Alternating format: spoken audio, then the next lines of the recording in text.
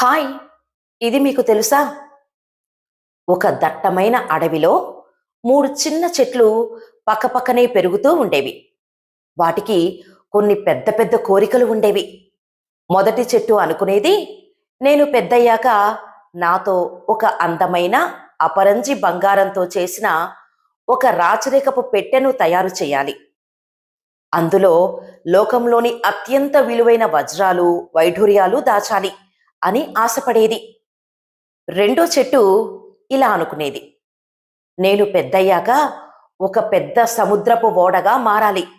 అందులో రాజులు, రాణులు ప్రయాణించాలి. నేను ప్రపంచాన్ని చుట్టి రావాలి అని కోరుకునేది. ఇక మూడో చెట్టు మాత్రం, నేను ఎవరి చేతుల్లోనూ నరకబడకూడదు. ఈ కొండపైనే ఆకాశమంత ఎత్తుకు ఎదగాలి. నన్ను చూసిన వాళ్ళందరికీ భగవంతుడు గుర్తుకు రావాలి అని అనుకునేది. సంవత్సరాలు గడిచాయి.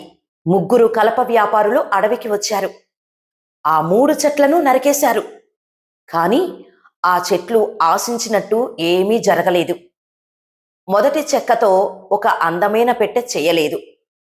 పశువుల దొడ్లో గడ్డి వేసే ఒక సాధారణ తొట్టిని తయారు చేశారు. రెండో చెక్కతో ఒక పెద్ద రాచరికపు ఓడ చేయలేదు. ఒక చిన్న చేపలు పట్టే పడవను చేశారు. ఇక మూడో చెట్టును నరికి లావుపాటి మొద్దులుగా చేసి ఒక పాడుబడిన గదిలో పడేశారు. ఆ 3 చెట్లు చాలా నిరాశపడ్డాయి. మా జీవితాలు ఇంతేనా అని ఏడ్చాయి. కానీ కాలం గడిచింది. ఒకరోజు ఒక పేద దంపతులు ఆ పశువుల దొడ్డికి వచ్చారు. ఆ స్త్రీ ఒక పవిత్రమైన బిడ్డకు జన్మనిచ్చింది. లోకరక్షకుడైన ఆ శిశువును తీసుకెళ్లి మొదటి చెట్టుతో చేసిన ఆ గడ్డి తొట్టిలోనే పడుకోబెట్టారు. ఆ క్షణంలో ఆ మొదటి చెట్టుకు తెలిసింది, తాను ప్రపంచంలోనే అత్యంత విలువైన నిధిని తనలో దాచుకుంది అని.